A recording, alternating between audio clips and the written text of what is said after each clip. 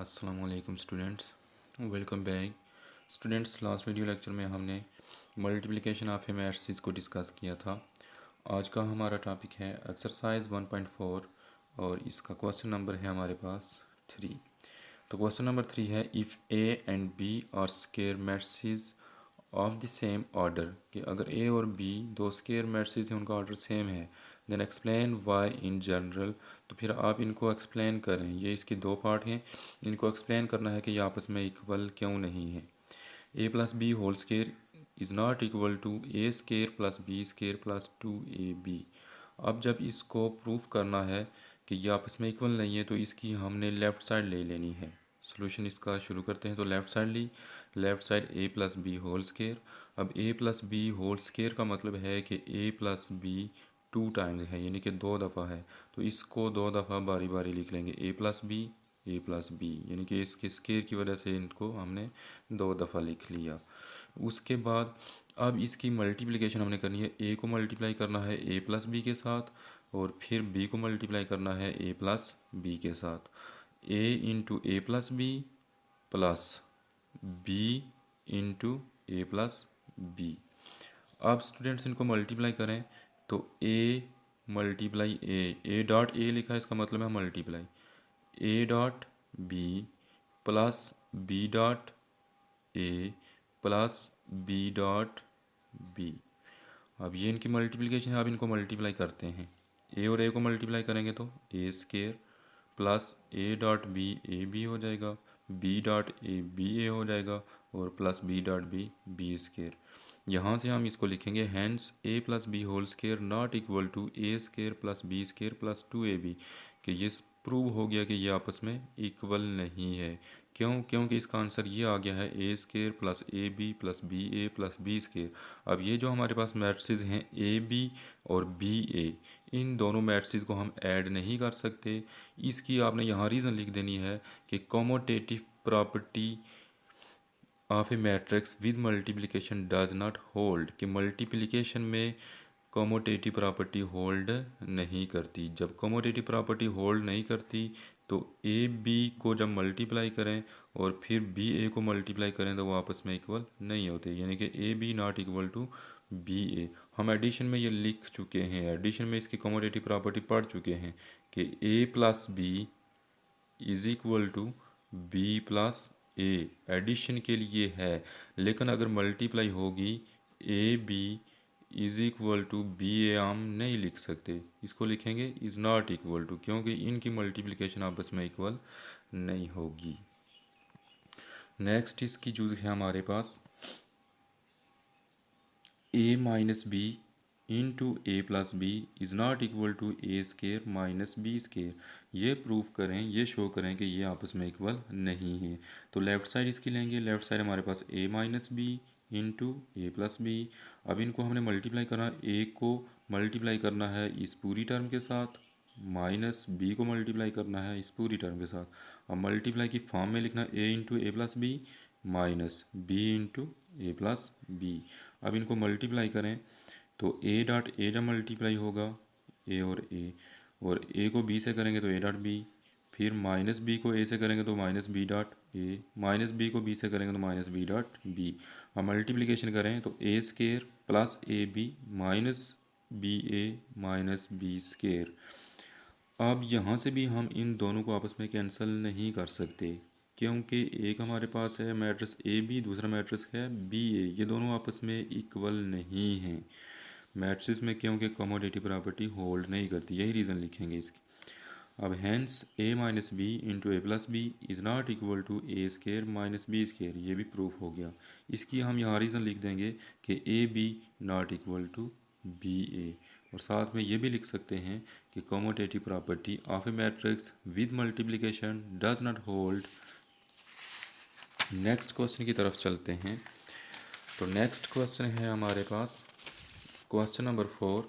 तो क्वेश्चन 4 है, if A equal 1 माइनस 3, बी इक्वल 2 3 4 0, सी इक्वल 2 माइनस 1 4 8 एंड डी इक्वल 1 6 4 2। ये चार मैट्रिसेस हमें दिए हैं, ए बी सी और डी। अब इन मैट्रिसेस में हमने फाइंड क्या करना है, फर्स्ट जूज में फाइंड करना है बी ए सी डी डी सी। अब जब आपको इस फॉर्म में कोई मैट्रिक्स फाइंड करने के लिए कहेंगे, इसका मतलब है कि इन मैट्रिक्स को आपने क्या करना है, मल्टीप्लाई करना है।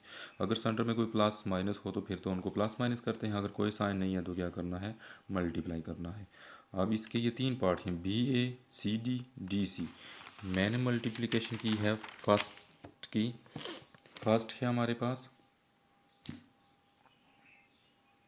बी ए, तो बी ए को जब मल्टीप्लाई करेंगे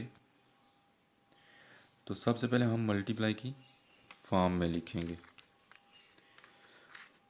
पहले हमारे पास मैट्रिक्स है बी, बी के एलिमेंट है 2 3 और 4 0। 2 3 4 0 बी के मैट्रिक्स के एलिमेंट लिखे हैं, और 1 -3 ये ए मैट्रिक्स के एलिमेंट लिखे हैं। आप सबसे पहले देख लेना है कि इनकी मल्टीप्लिकेशन पॉसिबल है भी कि नहीं। तो मल्टीप्लिकेशन की कन्फर्मेबल के लिए आपको कंडीशन बताई थी कि फर्स्ट नंबर पे जो मैट्रिक्स होगा उसके आपने कॉलम देखने हैं और सेकंड की रोज़ देखनी है। इसमें फर्स्ट है बी, तो इसके कॉलम देखें ऊपर से नीचे, तो 2 इसके कॉलम हैं। सेकंड की आपने रोज़ देखनी है, तो इसकी रोज़ कितनी है, 2 हैं। Number of column in first matrix is equal to number of rows in second matrix, equal हैं, तो इसलिए ये मल्टीप्लिकेशन इनकी पॉसिबल है। अब मल्टीप्लिकेशन का तरीका है कि आपने फर्स्ट मैट्रिक्स की फर्स्ट रो को मल्टीप्लाई करना है सेकंड मैट्रिक्स की फर्स्ट कॉलम के साथ। अब यानी कि 2 मल्टीप्लाई किससे होगा, 1 से। यहाँ सेंटर में प्लस लिखेंगे और 3 मल्टीप्लाई बाई -3। ये इसकी multiplication first row first column. अब सेकंड रो पे आ जाएं, सेकंड रो को भी इस कॉलम से मल्टीप्लाई करेंगे। 4 multiply by 1 plus 0 multiply by -3, यानी कि 4 को 1 से किया और 0 को -3 से। अब इनको जब मल्टीप्लाई करेंगे, 2 को 1 से करेंगे तो 2 आ गया, 3 को -3 से करेंगे तो -9 आ जाएगा, 4 को 1 से करेंगे तो 4, 0 को -3 से 0। उसके बाद अब -9 और 2 इनको सॉल्व करेंगे, माइनस करेंगे तो बाकी -7 आ जाएगा, और 4 में से 0 बाकी 4। ये इसका आंसर आ गया बी ए। उसके बाद इसकी एक और जुज़ भी मैंने फाइंड की है सी डी। अब सी डी फाइंड करने के लिए सी डी मैट्रिक्स हमने फाइंड करना लिख लिया, उसके बाद सी और डी लिखने हैं।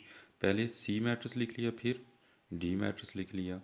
उसके बाद मल्टीप्लाई करें इसकी फर्स्ट रो को बारी बारी इसके फर्स्ट कॉलम के साथ और फिर सेकंड कॉलम के साथ मल्टीप्लाई करना है। जब फर्स्ट के साथ करेंगे 2 मल्टीप्लाई बाई 1 यहाँ लिखा, उसके बाद -1 मल्टीप्लाई बाई 4, -1 मल्टीप्लाई बाई 4 यहाँ सेंटर में प्लस लिखेंगे। जब एक रो और एक कॉलम की कंप्लीट नहीं होगी, सेंटर में प्लस। अब ये एक रो और एक कॉलम की मल्टीप्लिकेशन कंप्लीट है। अब इसी रो को सेकंड कॉलम पे लेके जाना है, तो यहाँ हमने स्पेस रखनी है। स्पेस रख के यहाँ लिखेंगे 2 मल्टीप्लाई किससे होगा, 6 के साथ, और -1 मल्टीप्लाई किसके साथ हो जाएगा, 2 के साथ। ये यहाँ लिख लिए। उसके बाद अब यहाँ से फर्स्ट रो की मल्टीप्लिकेशन होगी, आप आ जाएंगे सेकंड पे। अब इस सेकंड को भी बारी बारी इन दोनों से क्या करना है, मल्टीप्लाई करना है। 4 मल्टीप्लाई बाई 1 यहाँ लिख लिया, प्लस 8 मल्टीप्लाई बाई 4। उसके बाद 4 मल्टीप्लाई बाई 6 और फिर प्लस लिखेंगे 8 मल्टीप्लाई बाई 2 यहाँ लिख लिया। अब इनको मल्टीप्लाई करें तो मल्टीप्लाई करने के बाद ये आंसर आ जाएंगे 2 - 4 12 - 12 2 4 + 32 24 + 16। अब इनको ऐड सब्ट्रैक्ट कर दें। -4 में से 2 को माइनस करेंगे, बाकी -2 बचेंगे। 12 में से 2 को माइनस करेंगे 10 आ जाएंगे। ये दोनों एडिशन वाले हैं तो ऐड हो जाएंगे, 36 हो जाएगा, और 24 और 16 को ऐड कर देंगे तो 40। ये आंसर हमारा किसका आ गया, सी डी का। अब इसका एक और पार्ट भी है डी सी। ये पार्ट आपने खुद करना है। इसमें फ़र्क इतना है कि आपने मैट्रिक्स डी पहले लिखना है और मैट्रिक्स सी बाद में लिखना है। फिर जैसे सी डी की मल्टीप्लिकेशन की है वैसे ही डी सी की करनी है। फ़र्क यही है कि ये मैट्रिक्स हम यहाँ लिखेंगे और ये इसकी जगह लिख देंगे। नेक्स्ट इसकी जूज़ है, जूज़ नंबर 3 है इसी क्वेश्चन की। Is product B A possible, क्या बी और ए का प्रोडक्ट पॉसिबल है। अब बी और ए मैट्रिक्स अगर आप देखें तो बी हमारा यहाँ फर्स्ट है। जब बी ए हम लिखते हैं तो बी ए मल्टीप्लिकेशन देखेंगे तो बी फर्स्ट है। फर्स्ट के आपने कॉलम देखने हैं और सेकंड की रोज़ देखनी है। फर्स्ट के कॉलम देखें तो 1 और 2। सेकंड क्या है ए, इसकी रोज़ देखें 1 और 2। फर्स्ट के कॉलम और सेकंड की रोज़ आपस में इक्वल है, इसके इसलिए इनकी मल्टीप्लिकेशन मुमकिन है, पॉसिबल है। तो इसका आंसर हम लिखेंगे yes, product of B A is possible, कि बी और ए का प्रोडक्ट पॉसिबल है। इतना लिख के उसके बाद इसकी रीज़न भी लाजमी लिखनी है कि किस वजह से पॉसिबल है। Because number of column in first matrix B, के फर्स्ट मैट्रिक्स बी के जो नंबर ऑफ कॉलम हैं is equal to the number of rows in second matrix A, कि वो जो कॉलम ए बी के फर्स्ट मैट्रिक्स के हैं वो दूसरे मैट्रिक्स ए के रोज़ के आपस में इक्वल हैं। यानी कि फर्स्ट मैट्रिक्स के कॉलम सेकंड की रोज़ इक्वल हैं, तो मल्टीप्लिकेशन मुमकिन है। थर्ड यूज है इसकी, are the matrices A and B conformable for multiplication. वही क्वेश्चन है जैसे ऊपर वाला है, सेम नीचे वही पूछा है। वहाँ बी ए की पूछी थी मल्टीप्लिकेशन, यहाँ ए बी के लिए पूछ लिया है। क्या ए और बी मल्टीप्लिकेशन के लिए पॉसिबल हैं या कन्फर्मेबल हैं? तो आपने देखना है ए बी। अब ए बी में फर्स्ट मैट्रिक्स हमारा क्या होगा, ए होगा, और बी कौन सा होगा, सेकंड होगा। जब ए बी की मल्टीप्लिकेशन देखेंगे तो ए फर्स्ट है तो फर्स्ट के कॉलम देखने हैं। फर्स्ट के कॉलम कितने बनते हैं ऊपर से नीचे, सिर्फ एक ही कॉलम बनता है। अब सेकंड को की रोज़ देखनी है। सेकंड की रोज़ देखें तो सेकंड की रोज़ बनती हैं 1 और 2। फर्स्ट के कॉलम सेकंड की रोज़ इक्वल होनी चाहिए थी, यहाँ इक्वल नहीं है। इसका 1 कॉलम है और इसकी रोज़ कितने हैं, 2 हैं, लिहाजा इनकी मल्टीप्लिकेशन पॉसिबल नहीं होगी। तो इसके लिए हम आंसर लिखेंगे matrices A and B are not conformable for multiplication. A और बी मल्टीप्लिकेशन के लिए कन्फर्मेबल नहीं है। इसके बाद इसकी रीज़न भी साथ लिखनी है कि क्यों नहीं है। Because number of column in first matrix A are not equal to number of rows in second matrix B, कि फर्स्ट मैट्रिक्स के नंबर ऑफ कॉलम और सेकंड मैट्रिक्स के नंबर ऑफ रोज इक्वल नहीं हैं, इसलिए इनकी मल्टीप्लिकेशन भी मुमकिन नहीं है।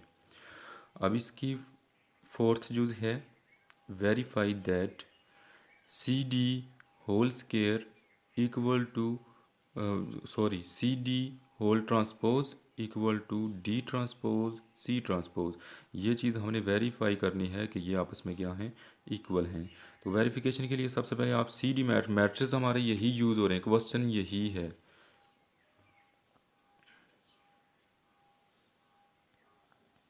मैट्रिक्स हम यही यूज़ करेंगे सी और डी के, और इसका ये पार्ट है।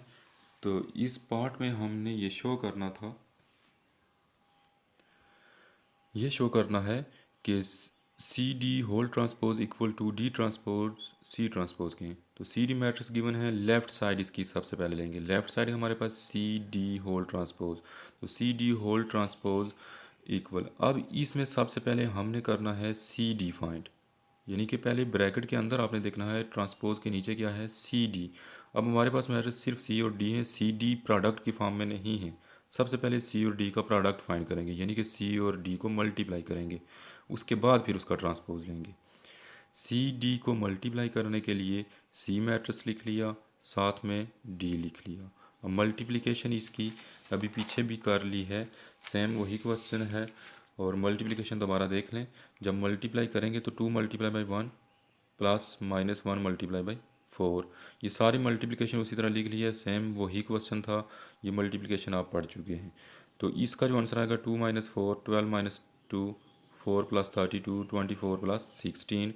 अब इनको जब सॉल्व करेंगे -2 10 36 40, ये जो हमारा आंसर है ये सी डी आया है। अब हमारी जो लेफ़्ट साइड है, लेफ़्ट साइड में हमने सी डी का ट्रांसपोज फाइंड करना है। तो सी डी तो आ गया, अब सी डी का क्या लेंगे, ट्रांसपोज। यहाँ लिखेंगे taking transpose on both side, इसके दोनों तरफ क्या लेना है, ट्रांसपोज लेना है। जब ट्रांसपोज लेंगे तो पट्टी सिंपल लिख देंगे सी डी ट्रांसपोज इक्वल, ये मैट्रिक्स सारा लिखा है, इसके ऊपर भी ट्रांसपोज। अब ट्रांसपोज फाइंड करेंगे, लेफ़्ट साइड तो हमने वैसे ही लिखनी है C D transpose equal to. अब इसका ट्रांसपोज हम फाइंड करें। ट्रांसपोज आप जानते हैं कि ट्रांसपोज में जो रोज़ हैं वो कॉलम में चेंज हो जाती हैं। अब इसकी जो फर्स्ट रो है -2 10, यहाँ ये फर्स्ट कॉलम बन जाएगी -2 और 10। अब जो सेकंड रो है 36 40 ये रो है, जब ट्रांसपोज लेंगे तो यहाँ ये कॉलम बन जाएगा 36 और 40, ये इसका क्या बन गया ट्रांसपोज, और इसको इक्वेशन 1 का नाम दे देंगे। अब चलते हैं राइट हैंड साइड पे। तो इस क्वेश्चन की राइट हैंड साइड है डी ट्रांसपोज सी ट्रांसपोज। जैसे अभी हमने फाइंड किया सी डी होल ट्रांसपोज, यहाँ जो ट्रांसपोज है डी का अलग ट्रांसपोज है, सी का अलग ट्रांसपोज है। हमारे पास जो मैट्रिक्स हैं सिर्फ सी और डी हैं, उनके ट्रांसपोज नहीं है। अब सबसे पहले हमने सी का भी ट्रांसपोज लेना है और डी का भी ट्रांसपोज लेना है, यानी कि दोनों मैट्रिक्स के अलग अलग ट्रांसपोज ले लेने हैं। सबसे पहले करेंगे first we find D transpose and C transpose. सबसे पहले हमने डी ट्रांसपोज और सी ट्रांसपोज फाइंड करना है। तो क्या करेंगे, taking transpose of matrix D and C, हम मैट्रिक्स डी और सी का क्या ले लेते हैं ट्रांसपोज। डी के ऊपर ट्रांसपोज ले लिया, ये मैट्रिक्स डी लिखा है इसके ऊपर भी ट्रांसपोज ले लिया। सी ट्रांसपोज, इसके बाद सी मैट्रिक्स के ऊपर भी ट्रांसपोज ले लिया, दोनों एक ही साथ लेके चल रहे हैं डी भी और सी भी।